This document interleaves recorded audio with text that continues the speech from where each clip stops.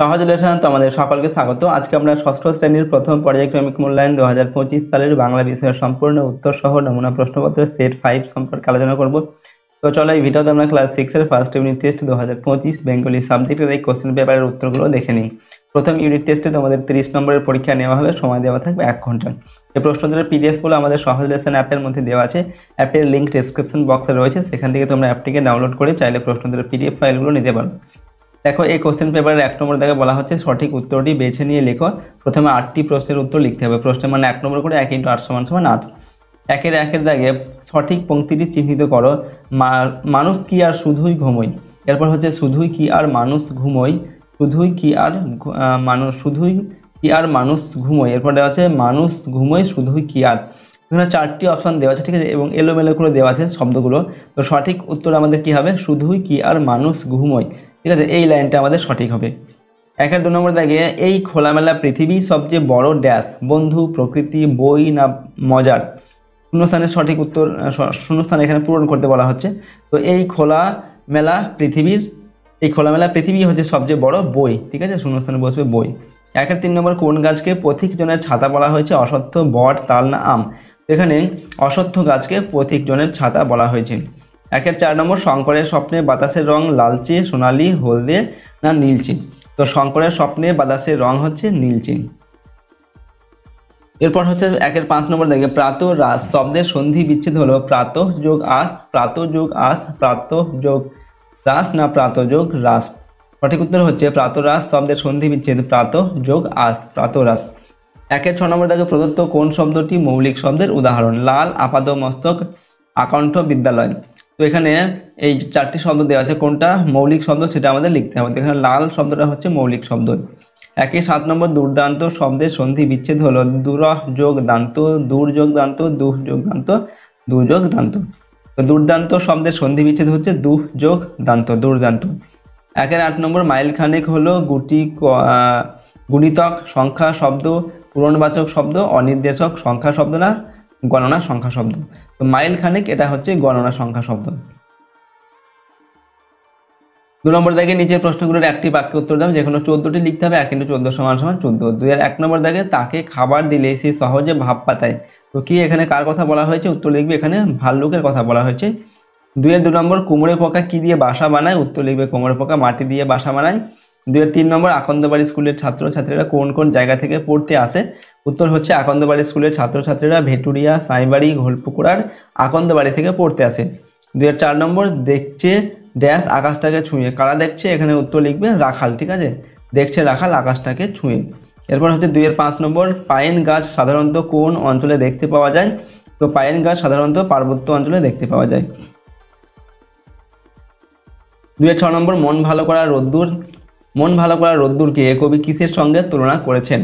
ও উত্তর লিখবে, দেখো মন ভালো করা রোদ্দুরকে কবি মাছরাঙা পাখির গায়ের রঙের সঙ্গে তুলনা করেছেন, ঠিক আছে। 7 নম্বর চতুর্পাশ পরিষ্কার রাখলে মশার হাত থেকে নিষ্কৃতি পাওয়া যায়। বাক্যের বিসর্গ সন্ধিযুক্ত পদগুলির সন্ধি বিচ্ছেদ করো। এখানে যে সমস্ত পদগুলো বিসর্গ সন্ধিযুক্ত পদ রয়েছে সেগুলোকে বের করে নিয়ে সন্ধি বিচ্ছেদ করতে হবে। তো প্রথম হচ্ছে চতুষ্পার্শ্ব, ঠিক আছে, চতুষ্পার্শ্ব এবং এটা সন্ধি বিচ্ছেদ হচ্ছে চতুঃ যোগ পার্শ্ব। এরপর হচ্ছে পরিষ্কার, এই যে পরিষ্কার রয়েছে পরিহ যোগ কার পরিষ্কার, আর রয়েছে নিষ্কৃতি নিহ যোগ কৃতি, ঠিক আছে, নিষ্কৃতি। তো এই যে পরিষ্কার, চতুষ্পার্শ্ব, পরিষ্কার আর হচ্ছে নিষ্কৃতি, এই শব্দগুলো হচ্ছে বিসর্গ সন্ধিযুক্ত পদ এবং এগুলো সন্ধি বিচ্ছেদ আমরা করলাম। 8 নম্বর হচ্ছে গুণিতক সংখ্যা শব্দ ও পূরণবাচক শব্দের একটি করে উদাহরণ দাও। তো গুণিতক সংখ্যা শব্দ হচ্ছে এখানে উত্তর লিখবে দ্বিগুণ, আর পূরণবাচক সংখ্যা শব্দ হচ্ছে দ্বিতীয়া, এগুলো ওকে, দ্বিতীয়া, তৃতীয়া, চতুর্থ এগুলো। 2 নম্বর যৌগিক শব্দ কাকে বলে? উত্তর লিখবি যেসব শব্দকে ভাঙলে ছোট কয়েকটি অর্থপূর্ণ শব্দ বা অন্য ক্ষেত্রে মূল শব্দটির সঙ্গে অর্থ সম্পর্কযুক্ত শব্দাংশ বা খণ্ড পাওয়া যায় সেগুলিকে বলা হয় যৌগিক শব্দ। যেমন হচ্ছে ডাক্তারবাবু, এটা হচ্ছে একটি যৌগিক শব্দ। পরের প্রশ্ন দেখো, 10 নম্বর দেখে মহাজন শব্দটি কোন শ্রেণীর? তো এখানে উত্তর লিখবে মহাজন হচ্ছে পরিবর্তিত একটি যৌগিক শব্দ। মহাজন একটি পরিবর্তিত যৌগিক শব্দ। 11 নম্বর দেখে সন্ধি বিচ্ছেদ করতে বলা হচ্ছে তপবন আর হচ্ছে নিরোগ। তো তপবনে এটা সন্ধি বিচ্ছেদ করলে হবে তপ যোগ বন, তপবন, আর নিরোগ কি হবে? নিহ যোগ রোগ, নিরোগ। একের 12 নম্বর হচ্ছে প্রদত্ত শব্দগুলি ধাতু থেকে না শব্দ থেকে প্রাপ্ত, সেগুলো লিখতে হবে। এখানে দেওয়া হচ্ছে গমন আর হচ্ছে প্রিয়তম। তো গমন এটা হচ্ছে ধাতু থেকে প্রাপ্ত, আর প্রিয়তম এটা হচ্ছে শব্দ, ঠিক আছে। একের 13 নম্বর দাগে সেটি হচ্ছে না, সে হবার জো নেই বলে বেড়াল কি করলো? উত্তর লিখবে বেড়াল গেছো দাদার সঙ্গে, কিভাবে কি উপায়ে দেখা করা সম্ভব সে কথাই বলে চলেছিল। একের 14 নম্বর চশমা কেমনভাবে তৈরি হয়েছিল? তো চন্দ্রবিন্দুর চ, বিড়ালের তালব্য রোমালের মা, এই নিয়ে তৈরি হলো চশমা। এরপর একের 15 নম্বর কতককে কি জিজ্ঞাসা করেছিল 7 দুগুণে কত হয়? তো উদ্ধৃত কথাটি দাঁড় কাক বলেছিল। 2-16 নম্বর হচ্ছে হজ বরলা বইটির প্রচ্ছদ শিল্পী কে? তো এখানে উত্তর লিখবে সুকুমার রায়। 3 নম্বর থেকে নিচের প্রশ্নগুলির উত্তর দাও, যে কোনো 4টি এখান থেকে লিখতে হবে। 2 × 4 = 8। দেখো 3-এর 1 নম্বর দাগে স্বপ্নেই সে এমু পাখি দেখে থাকবে, শঙ্কর সেনাপতির স্বপ্নে দেখা এমু পাখি দেখতে কেমন, সে কোথায় বসেছিল? তো শঙ্কর এমু পাখি সম্পর্কে বলেছিল এমু পাখি অনেকটা বাজ পাখির মতো দেখতে, ছাই রঙের বিরাট মাপের পাখি, সে উড়তে থাকলে ডানায় বাতাস কাটার যে শব্দ হয় তাতে অন্য পাখিটা ভয়ে সরে যায়। ওকে, এরপর দেখো কোথায় দেখেছিল এই পাখি? না এমু পাখিকে শঙ্কর ঘোলপুকুরের বড় দিঘির পাড়ে সবেদা গাছের ডালে দেখতে পেয়েছিল, ঠিক আছে। নেক্সট হচ্ছে 3-এর 2 নম্বর ভর দুপুরে কবিতায় গ্রাম বাংলার যে অলস দুপুরের ছবি ফুটে উঠেছে তার পরিচয় দাও। এখানে উত্তর লিখবে আধুনিক বাংলা কাব্য জগতের অন্যতম বিশিষ্ট কবি নীরেন্দ্রনাথ চক্রবর্তী তার ভর দুপুরে কবিতায় একটি অলস ও শান্ত দুপুরের ছবি তুলে ধরেছেন। অশ্বত্থ গাছের নিচে প্রকৃতির পাতা সবুজ, ঘাসের গালিচা যেন অলস দুপুরের সুখ সজ্জা। গরু বাছুরগুলিকে চড়তে দিয়ে রাখাল সেই নরম ঘাসের গালিচায় শুয়ে তার মাথার উপরের দিগন্ত জোড়া নীল আকাশটিকে দেখছে।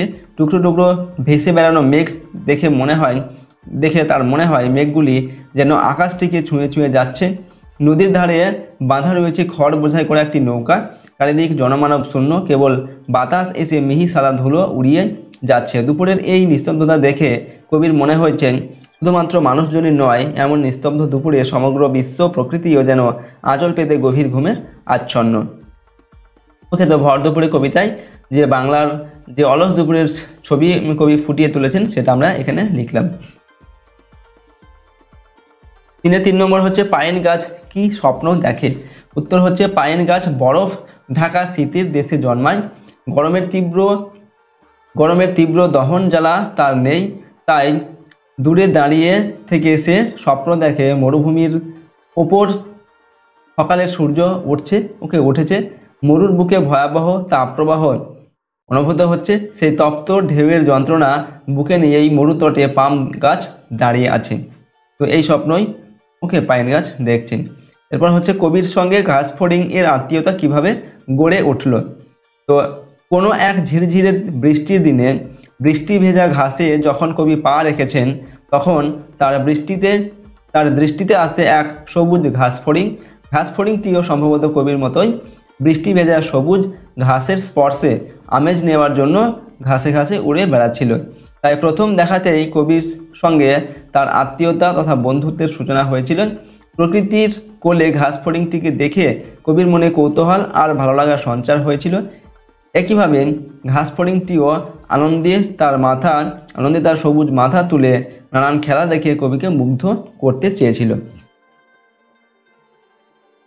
3-এর 5 নম্বর হচ্ছে কুমড়ে পোকার বাসা বানানোর প্রক্রিয়াটি নিজের ভাষায় লেখো। তো বাসা বানানোর জন্য উপযুক্ত স্থানটি বারবার পরীক্ষা করার পর সন্তুষ্ট হলেই কুমড়ে পোকা মাটির খোঁজে বের হয়। তারা যতটা সম্ভব কাছাকাছি স্থানে কাদামাটির সন্ধান করে। এ কাজে তাদের 2-1 দিন সময় লাগে। মাটির খোঁজ পাওয়ার পর যাতায়াতের মাধ্যমে তারা আগে পথ চিনে নেয়। সাধারণভাবে 40-50 গজের মধ্যে থেকে তারা মাটি নেয়, তা না পেলে 150-200 গজ দূরেও যেতে পারে। এছাড়া দেখা যায় কেউ কুমড়ে পোকার বাসা ভেঙে দিলে বা মাটি চাপা দিলে কিংবা যেখান থেকে মাটি আনে সেই স্থানটিকে ঢেকে দিলে পোকাটি কিন্তু সেই নির্দিষ্ট স্থানেই আবার বাসা তৈরি করে। এ ব্যাপারে মাটি পেতে অসুবিধা হলে এরা আরও দূর থেকে মাটি আনতে যায়। এভাবে কঠোর পরিশ্রম করে কুমড়ে পোকা বাসা বানানোর প্রক্রিয়াটি শেষ করে। 3-এর 6 নম্বর দাগে এরা তো মানুষেরই জাত ভাই, কাদের মানুষের জাত ভাই বলা হয়েছে তা কাদের মানুষের জাত ভাই বলা হয়েছে তা সত্ত্বেও মানুষের সঙ্গে তাদের কোন পার্থক্যের কথা পাঠ্যাংশে বলা হয়েছে তা লেখো। তো শিম্পাঞ্জি আর ওরাংকে মানুষের জাত ভাই বলে অভিহিত করা হয়েছে, গরিলাকেও এই পর্যায়ে ফেলা যায়। ঠিক আছে, তো মানুষের জাত ভাই হওয়া সত্ত্বেও মানুষের সঙ্গে এদের কিছু পার্থক্য আছে। এরা কথা বলে না কিন্তু মানুষ কথা বলতে সক্ষম, এদের অর্থাৎ এদের ভাষা নেই কিন্তু মানুষের ভাষা আছে। এসব জীবজন্তুর ভাষা নেই কিন্তু ভাব আছে। ওকে, ভালোবাসা সহানুভূতি বোঝে বলে এরা সহজেই অন্যের সঙ্গে ভাব করতে পারে। মানুষ বিচক্ষণ স্বার্থপর, তাই এরা বুঝে সুঝে ভাব করে। পশুদের মনের ভাব মুখে প্রকাশ পায় কিন্তু মানুষের মুখভঙ্গি দেখে মনের ভাব বোঝার কোনো উপায় নেই। তো দেখো, এই ছিল তোমাদের ক্লাস 6-এর ফার্স্ট ইউনিট টেস্ট বাংলা বিষয়ের একটি মডেল কোশ্চেন পেপারে আমরা সম্পূর্ণ উত্তর এখানে আলোচনা করলাম। প্রশ্ন উত্তরগুলো অবশ্যই তোমরা ভালোভাবে মুখস্থ করে নেবে।